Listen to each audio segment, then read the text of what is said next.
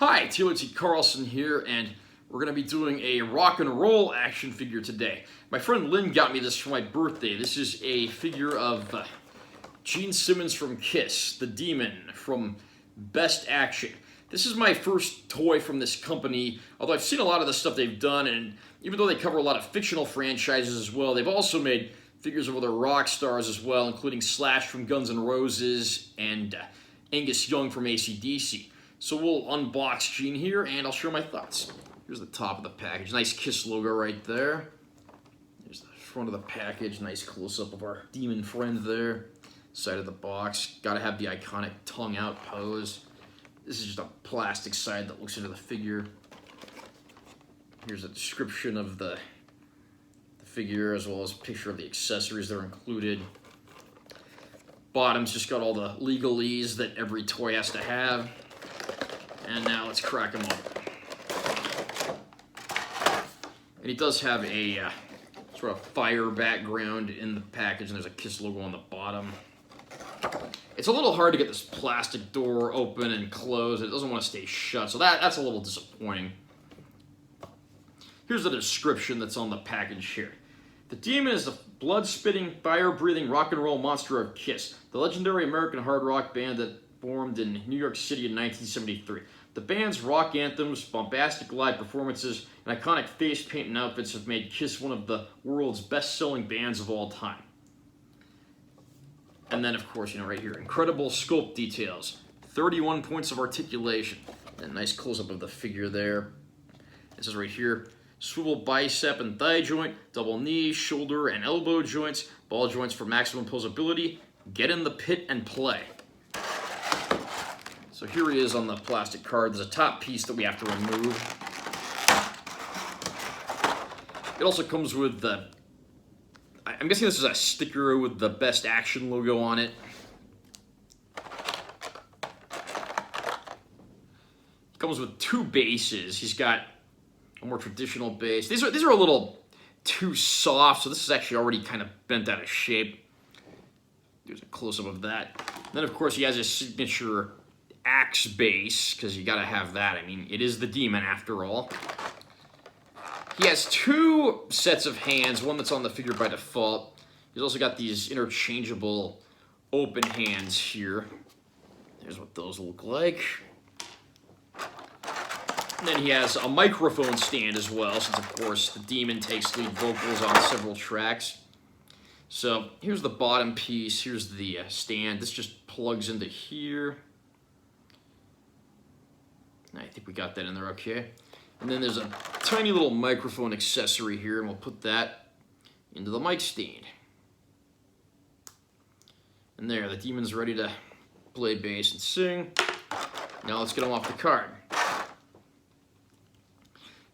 Right from the get-go, it's a pretty well-detailed figure. It's got a lot of, metallic-looking plates on here. I mean, the figure's all plastic and rubber, but it does do a nice job conveying that metallic look. Gotta have the classic Demon boots down there, of course.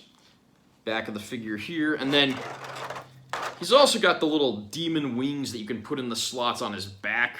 There, he's got his Demon wings in place. Wouldn't be the Demon without those. And we'll just go up and down the figure and take a look at the points of articulation now. Here's his head. The head can rotate left to right. That's pretty much it for articulation. He's got the tongue sticking out because it wouldn't be the Demon without the Demon tongue. He has ball joint arms, but they're kind of limited, and I just knocked the wing out. These things don't stay in very well, as you'll quickly discover, so I'm actually going to leave them out for the remainder of the review. And when I was doing that, his leg fell off. So we're not really off to a good start here, as I'm sure you've noticed. Okay, his leg's back in place. The Demon will live. Okay.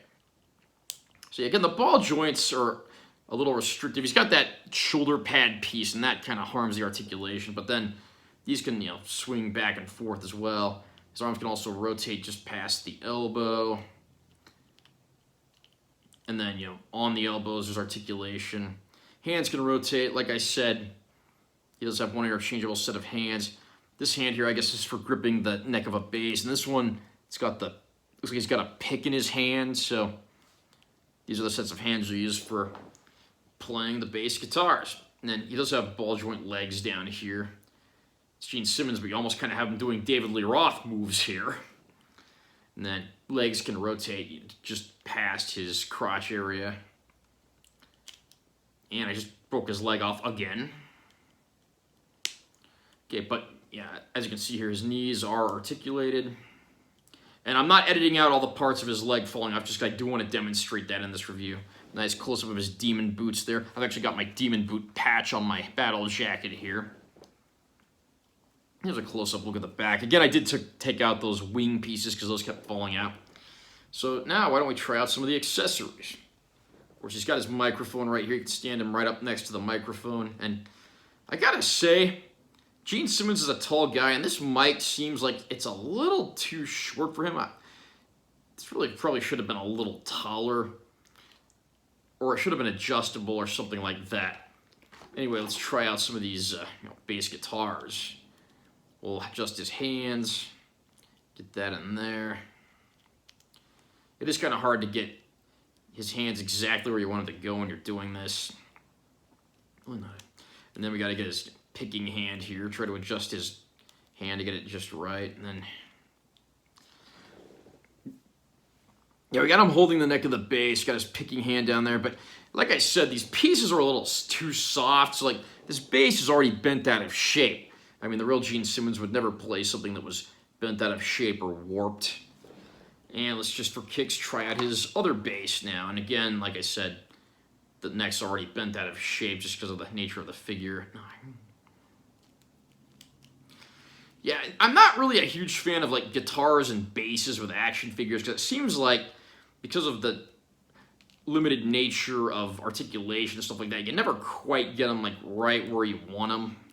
And this is certainly one of those cases. The hand that holds the neck's actually not doing half bad, but then you got to deal with the picking hand. And then when you try to move the picking hand into place, it kind of knocks the bass up too high. So again, having a really hard time getting that exactly where I want it.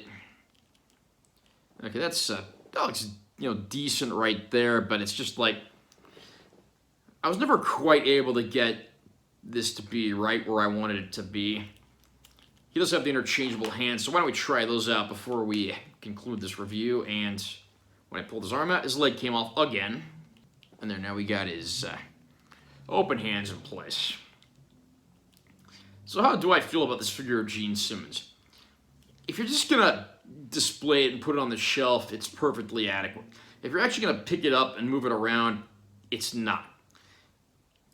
I just have to say, even though it's a good-looking figure, the negatives outweigh the positives. You saw how easily his leg broke off several times during this review. Getting those bases in place where they should be is more of a pain than it has to be.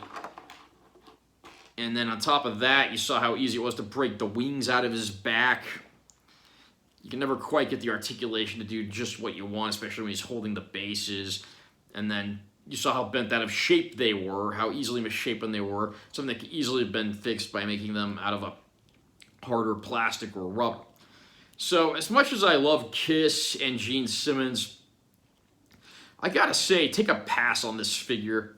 It's also disappointing not to see any interchangeable heads here because, it is the demon and he's got a big personality, larger than life. I like that it's the tongue sticking out on here, but we should have gotten some interchangeable heads. Maybe even an interchangeable set of boots for the ones that were on the alternate, originally unused Ken Kelly artwork for Destroyer would have been nice.